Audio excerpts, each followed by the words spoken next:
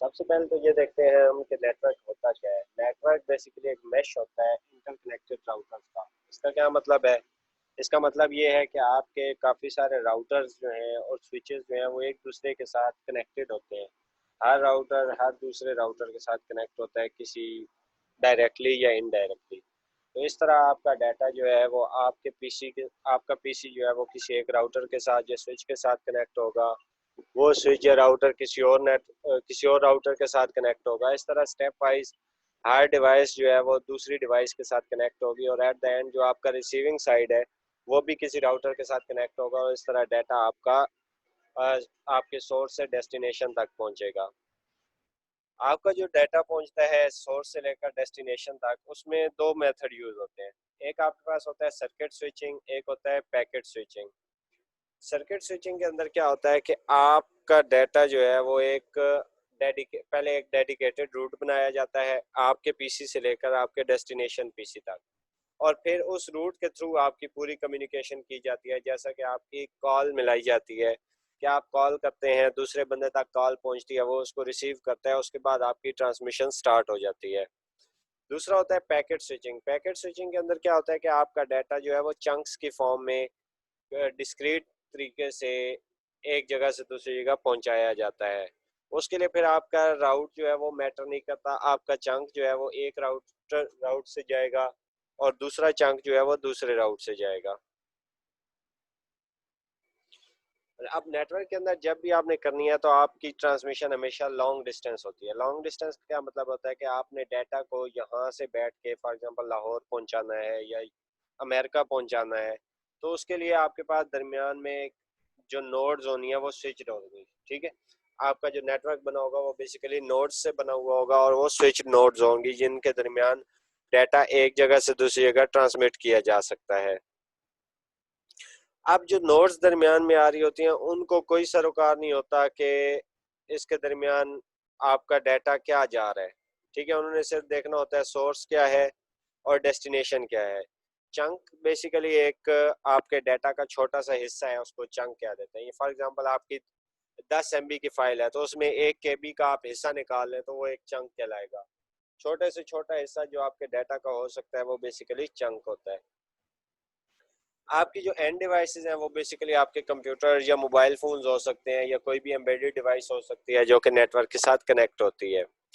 तो दरमियान में जितनी भी नोड्स हैं उनको कोई सरोकार नहीं होता आपका डाटा क्या है। उन्होंने सिर्फ ये देखना है कि डाटा कहाँ से आ रहा है और कहाँ पे हमने पहुंचाना है और वो उस लिहाज से उसको फॉरवर्ड करते जाते हैं।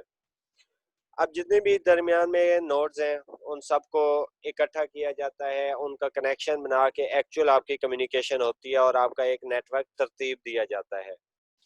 अब जो डाटा राउट किया जाता है वो बेसिकली नोड से नोड तक जाता है, यानी कि एक नोड से दूसरी नोड, दूसरी से तीसरी, तीसरी से चौथी, और हर नोड के दरमियान लिंक्स होते हैं और वो लिंक मल्टीप्लेक्स्ड होते हैं। मल्टीप्लेक्स होने का क्या मतलब है कि एक टाइम पे वो एक से ज्यादा किस्म का डाटा जो है ट्रांसमिट कर सकते हैं। उसमें फ्रीक्वेंसी डिवीजन हो सकती है या टाइम डिवीजन हो सकती है, वो उसके एल्गोरिदम पे डिपेंड करता है।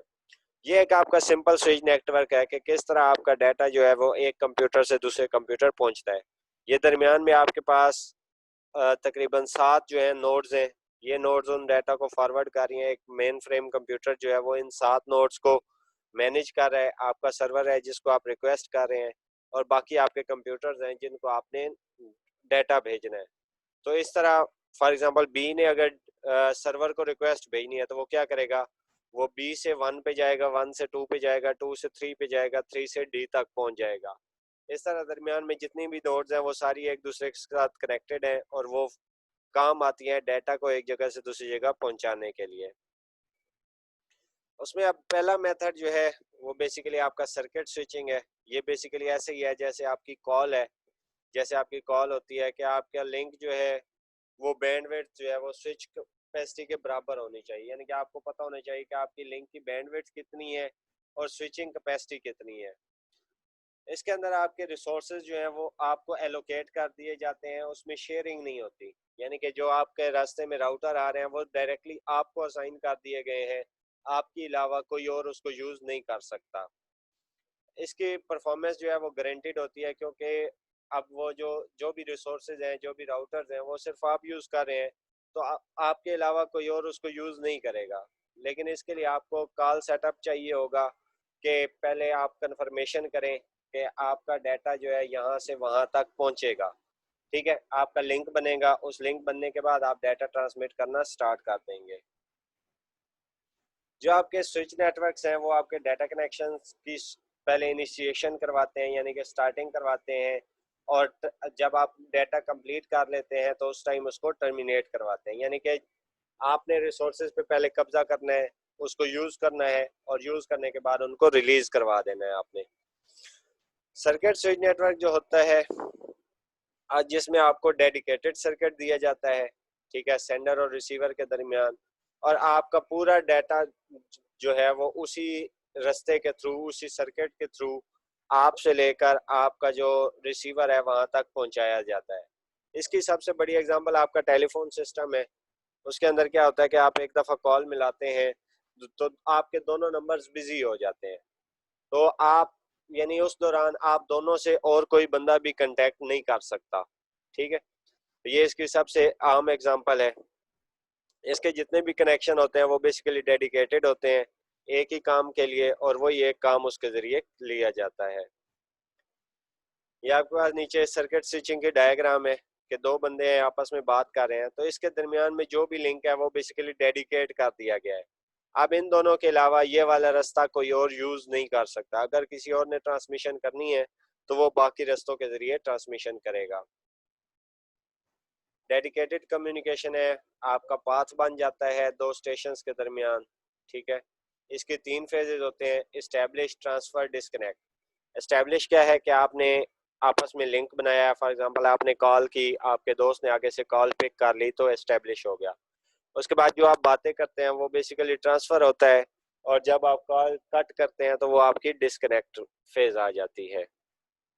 ये डाटा ट्रैफिक के लिए इनएफिशिएंट होता है, क्योंकि जब रिसोर्सेज आपके काबू हो जाएंगे, या फॉर एग्जांपल एक टाइम पे आप एक से ज़्यादा चीज़ें सेंड करना चाहते हैं, तो वो भी आप ज़्यादा कम्युनिकेशन नहीं कर सकते। जो आप एक काम कर रहे हैं वही काम कंप्लीट करेंगे, उसके अलावा आप कोई और काम नहीं कर रहे। इसके इसके अंदर एक मसला ये होता है कि आपका जो कनेक्शन होता है वो ज़्यादा देर के लिए आइडल होता है या रुका हुआ होता है, कि बस जितनी देर में आपने डाटा ट्रांसफ़र होना है वो हो गया, उसके अलावा आपका जो नेटवर्क है वो खाली पड़ा रहेगा। अब इस वजह से अगर आप फॉर एग्जांपल खामोश हो जाते हैं या कोई डाटा ट्रांसमिट नहीं कर रहे होते, तो आपकी वो कैपेसिटी सारी वेस्ट हो जाती है। आप का वो टाइम जो है वो ज़ाया हो जाता है। इतनी देर में कोई भी इस रास्ते के थ्रू डाटा ट्रांसमिट नहीं कर सकता। आपके सेटअप के अंदर टाइम लगता है, क्योंकि दरमियान में जो पूरा नेटवर्क है वो नेटवर्क कंप्लीट करना होता है। उधर से फिर जो दूसरा बंदा है उसको एक्सेप्ट करता है, और उधर से वो कंफर्मेशन भेजता है कि हाँ ठीक है, अब हम आपस में ट्रांसमिशन कर सकते हैं।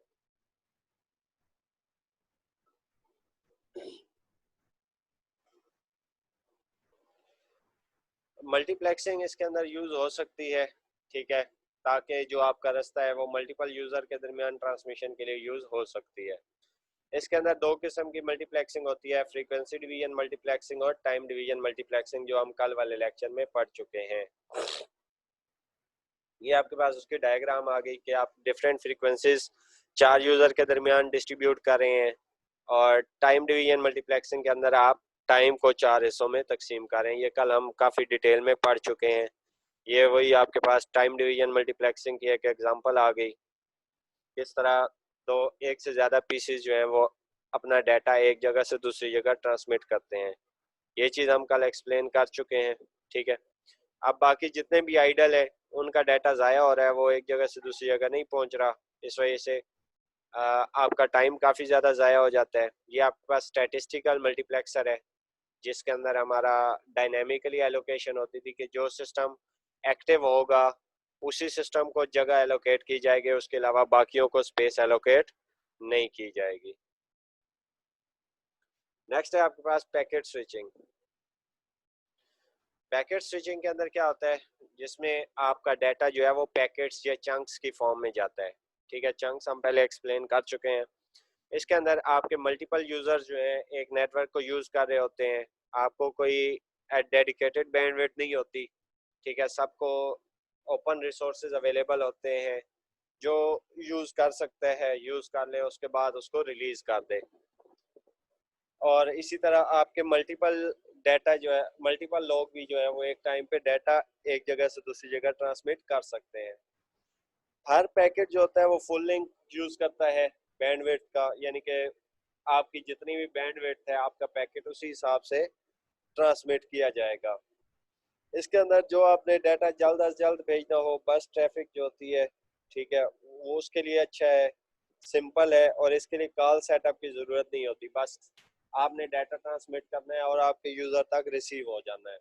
आपके जितने भी पैकेट्स होते हैं वो एक लाइन की शक्ल में आ जाते हैं, क्यू की शक्ल में आ जाते हैं, और जितनी जल्दी हो सके वो एक जगह से दूसरी जगह ट्रांसमिट किए जाते हैं। पैकेट्स उस टाइम भी ले लिए जाते हैं जब आपका नेटवर्क बिजी होता है, ठीक है।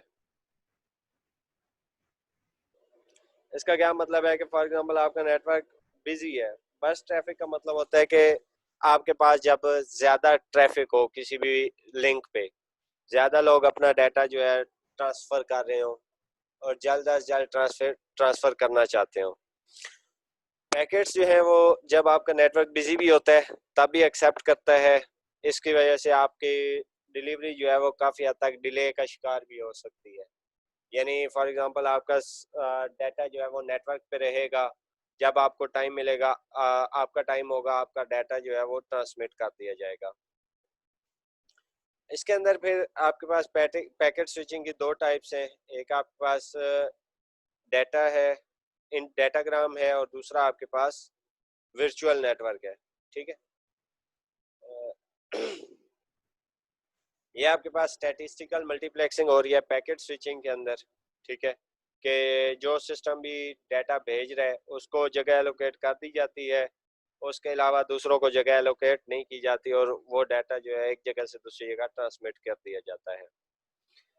पैकेट स्विचिंग का गोल जो है, आपका पैकेट्स को सोर्स से लेकर डेस्टिनेशन तक भेजना है, ठीक है, राउटर्स के थ्रू होके पैकेट्स एक एक करके भेजे जाते हैं।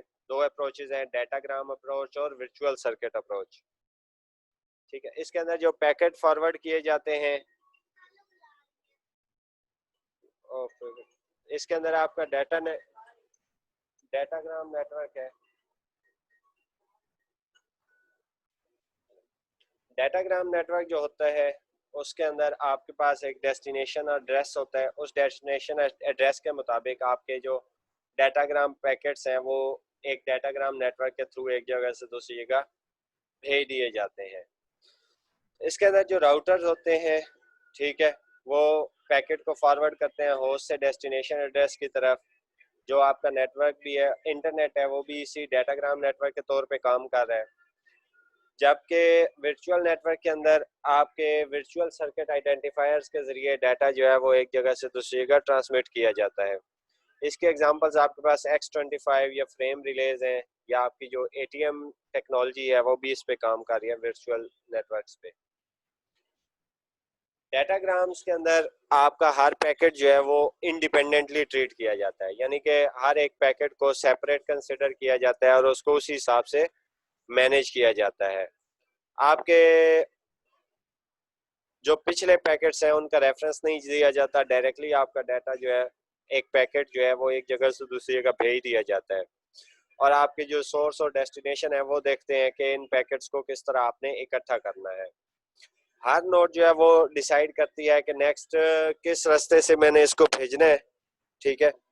जिन पैकेट्स के डेस्टिनेशन एड्रेस सेम होते हैं वो सेम रूट को फॉलो नहीं करते, डिफरेंट रूट्स को फॉलो करते हैं। यानी एक अगर एक राउटर से जा रहा है तो दूसरा पैकेट दूसरे राउटर से जाएगा। तो इस वजह से आपके जितने भी पैकेट्स हैं वो सीक्वेंस में नहीं आते, वो डिफरेंट मेथड से, डिफरेंट तरीकों से आते हैं। कोई पहले पहुंच जाता है, कोई बाद में पहुंचता है, वो डिपेंड करता है आपके राउट पे, ठीक है। तो इसके अंदर आपके पैकेट लॉस्ट होने के चांसेस भी ज़्यादा हैं, और रिसीवर की जिम्मेदारी होती है कि उसने पैकेट्स को इकट्ठा करना है, और अगर कोई पैकेट लॉस्ट हुआ है तो उसको दोबारा मंगवाना है। इसलिए इस वजह से क्योंकि आपकी कंफर्मेशन नहीं होती तो कॉल सेटअप आपके नहीं चाहिए होता, और टाइम उसमें आपका ज़ाया नहीं होता। और आपने फॉर एग्जांपल अगर थोड़े बहुत पैकेजेस भेजने हैं तो उसके लिए आपका डाटाग्राम जो है वो ज़्यादा फ़ायदेमंद होता है। ठीक है, आपका इंटरनेट जो है वो एक डाटाग्राम नेटवर्क है, मैं पहले भी बता चुका हूँ। और ये कनेक्शन ओरिएंटेड भी हो सकता है और कनेक्शन लेस भी हो सकता है, यानी कि जब आप टीसीपी यूज़ कर रहे हो तो ये कनेक्शन ओरिएंटेड होगा, जब आप यूडीपी कर रहे हो तो आपका ये कनेक्शन लेस होगा। ये ये आपके पास एक एग्जांपल है, ठीक है, कि किस तरह डाटाग्राम नेटवर्क के अंदर आपका डाटा जो है ट्रांसमिट हो रहा है। अब देखिए, ए जो है वो 2 पैकेट सेंड कर रही है, 1 2 3 3 पैकेट सेंड कर रही है, तो 1 से 3 की तरफ आपके 1 और 3 पैकेट्स जा रहे हैं, और 2 जो है वो किसी और राउटर के जरिए जा रहा है। तो इस तरह एक्स, आपका जो सोर्स है वो ए है, डेस्टिनेशन आपकी एक्स है। तो जिस रूट के थ्रू वो होके जाएगा, दरमियान में जितने भी पीसीज आएंगे वो देखेंगे कि ये हमारा डाटा है या नहीं। अगर नहीं है तो वो उसको फॉरवर्ड कर देंगे, अगर उसका हुआ तो वो उसको एक्सेप्ट कर लेगा। अब 1 और 3, राउटर 1 से लेकर राउटर 3 तक जाएगा, फिर राउटर 3 से राउटर 4 की तरफ से जाएगा, और जो आपका पैकेट 2 है वो 1 से 2 में जाएगा, 2 से 4 में जाएगा, और इस तरह एंड पे रिसीव होगा। तो आपका 3 और 1 इकट्ठा रिसीव हो जाएगा, जबकि आपका 2 जो है वो लेट रिसीव होगा। ये इसकी एक और एग्जांपल है कि आपके पास 3 पैकेट्स हैं, वो कैसे ट्रांसमिट हो रहे हैं।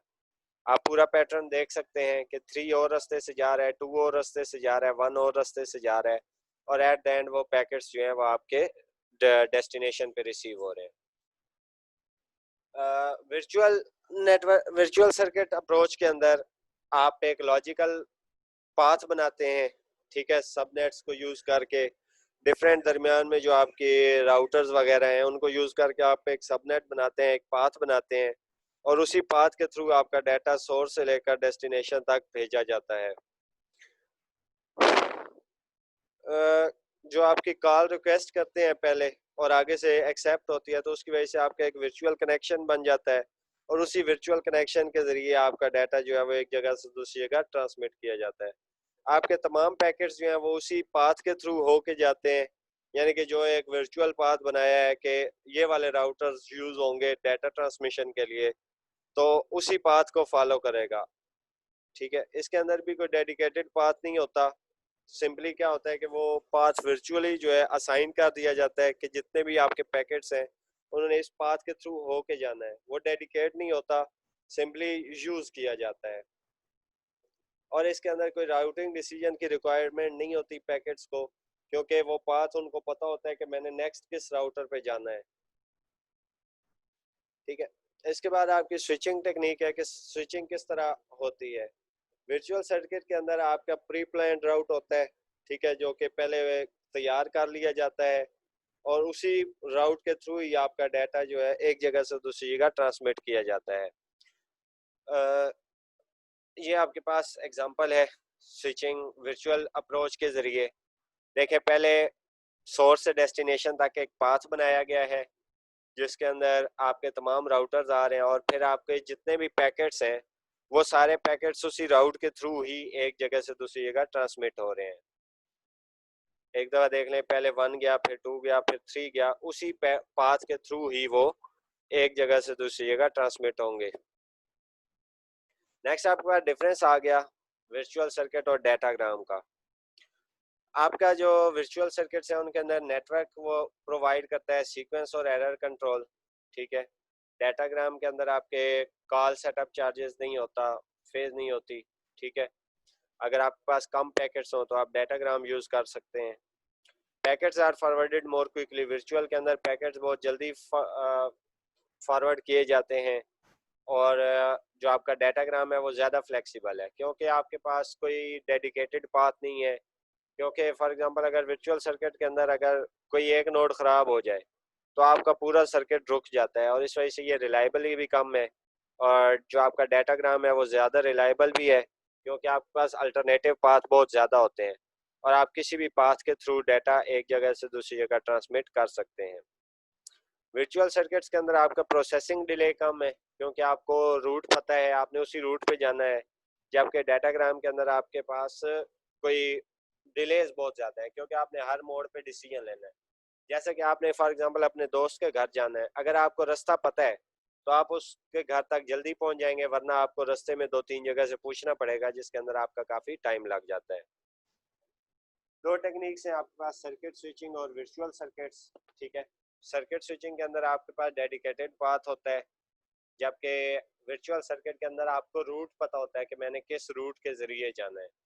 सर्किट स्विचिंग के अंदर आपके रिसोर्सेज जो है वो रिजर्व्ड हो जाते हैं, जो आपका पाथ है वो रिजर्व हो जाता है कि यहाँ से कोई और बंदा नहीं गुजर सकता, जबकि वर्चुअल सर्किट के अंदर आपके लिंक्स शेयर्ड होते हैं।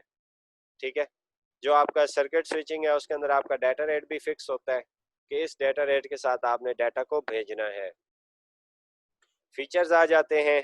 ठीक है, सर्किट स्विचिंग के अंदर पैकेट्स नहीं भेजे जाते, जबकि पैकेट स्विचिंग के अंदर पैकेट्स भेजे जाते हैं।